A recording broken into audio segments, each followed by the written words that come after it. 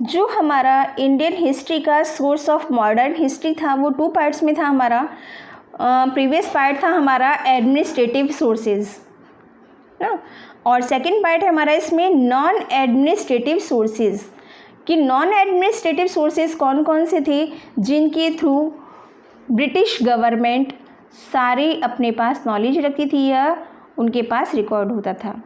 तो इसमें सबसे पहले रोल आता है प्रिंटेड बुक्स, जो कि एक बहुत बड़ा, आप ये कह सकते हैं कि ये उस समय एक क्रांतिकारी डिसीज़न था, क्योंकि जो बुक्स आप लोग पढ़ रहे हैं आजकल क्या है कि आपको जो भी मटेरियल चाहिए वो आपको बुक्स में बहुत इजीली अवेलेबल हो जाता है। प्रिंटेड बुक्स सभी जगह हर एक प्लेस पर हर एक टॉपिक को लेकर इजीली आप लोगों को मिल जाती हैं।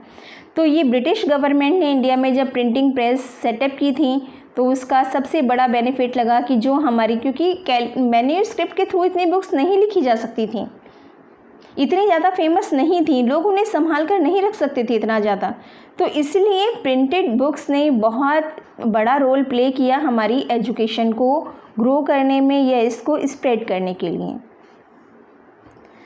अगर हम इसमें बात करते हैं तो बहुत सारी, अब इसमें क्या क्या चीज़ थी, इसमें जो collection of speech delivered by Jawaharlal Nehru, Subhash Chandra Bose, जितने हमारे इंडियन लीडर्स थे, Gandhi ji also and others person, तो उनके जो वो स्पीच दिया करते थे उस स्पीच को रिटन में कर प्रिंटेड पैम्पलेट्स के थ्रू या बुक्स के थ्रू जो है लोगों तक पहुंचाए जाते थे, यानी कि इस तरह से व्यूज़ स्प्रेड हो रहे थे। जो ये हमारी क्रांति की शुरुआत थी, है ना, कि जब हमारे आपस में व्यूज़ ही हमारा कम्युनिकेशन नहीं होगा, हमें दूसरे की व्यूज़ नहीं पता चलेंगे तो हम उससे एग्री या डिसएग्री तो बाद में ही होंगे। तो प्रिंटेड बुक्स जो थी इन्होंने बहुत ज़्यादा पैम्पलेट्स ने रोल प्ले किए। अब इसमें अगर हम बात करें दादा भाई नौरोजी, इनका नाम आप सभी जानते हैं मोस्टली। दादा भाई नौरोजी की बुक थी poverty and un British rule in India. इसने लोगों की ओपिनियंस को चेंज करने के लिए बहुत बड़ा रोल प्ले किया था उनकी बुक्स ने। Attack the British governments economic policies, जो ब्रिटिश गवर्नमेंट की इकोनॉमिक पॉलिसीज़ थी तो उन पर अटैक करने के लिए, यानी कि उनको लोगों के सामने लाने के लिए, उनको ओपन करने के लिए इन्होंने दादा भाई नौरोजी ने जो बुक लिखी थी उससे लोगों को व्यूज़ पता चले, जो फैक्ट्स थे वो मालूम हुए। उसके बाद शरद चंद्र चटर्जी एंड मुंशी प्रेमचंद, जो हिंदी के बहुत बड़े कवि थे, लेखक थे, और शरद चंद्र चटर्जी जो थे ये बंगाली के थे बहुत बड़े। उस समय हमारा बांग्ला लिटरेचर जो था वो बहुत ज़्यादा पावरफुल प्रॉस्पेरियस था उस समय। तो इन लोगों ने भी, जो पीजेंट्स थे, जो एक कॉमन पर्सन थे, उन लोगों की प्रॉब्लम्स को लेकर इन्होंने लिखना शुरू किया, लोगों को अवेयर करना शुरू किया ताकि उनको असलियत पता चल सके उन लोगों की। These books helps in the spread of the nationalist। अब यही बुक्स जो थी इन्होंने नेशनलिस्ट की भावना को बढ़ावा दिया, एक मैसेजेस पास किए लोगों में, जो गवर्नमेंट के रिकॉर्ड थे वो दिखाए लोगों को कि ये देखिए इन्होंने इस तरह से हमारे लिए डिसीजन लिए थे जो हमारे फेवर में नहीं थे, जो हमारे लिए फेवरेबल नहीं थे।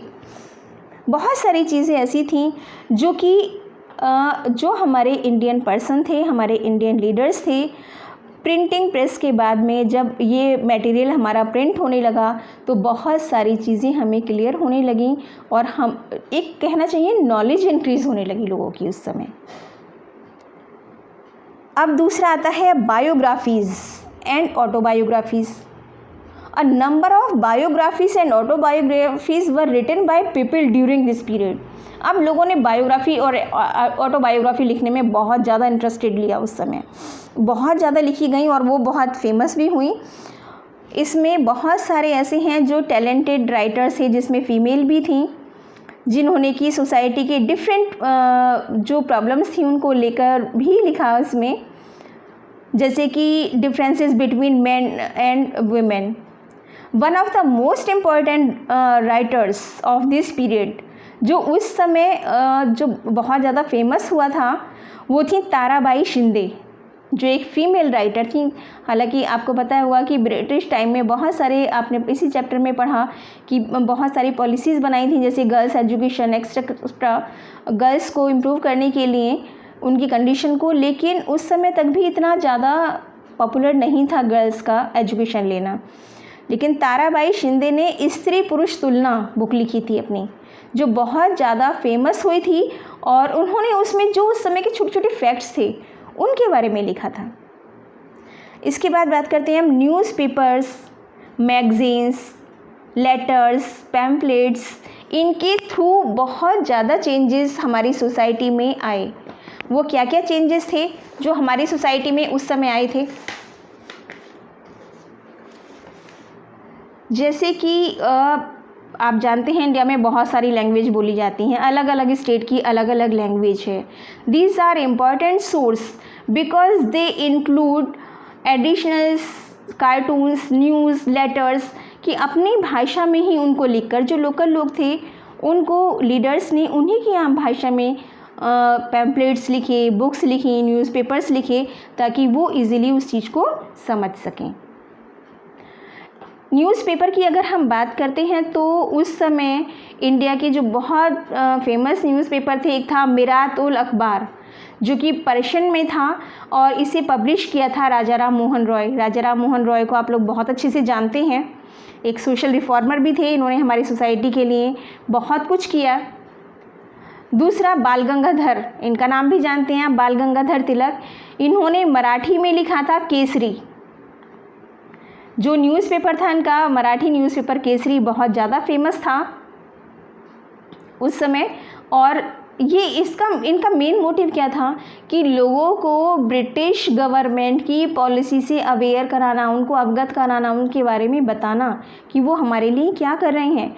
और इसी सब ने ही मिलकर जो यहाँ के इंडियन पर्सन थे, उनकी जो कहना चाहिए मिडिल क्लास पर्सन थे, उनकी मेंटालिटी को चेंज करना शुरू किया। जो एजुकेटेड पर्सन थे उन लोगों में नेशनलिस्ट की फीलिंग लाए, जिससे कि आज हम प्रेजेंट टाइम में जो इतनी फ्रीडम एंजॉय कर रहे हैं, इंडिपेंडेंस इतनी एंजॉय कर रहे हैं, तो ये उन्हीं लोगों की वजह से था।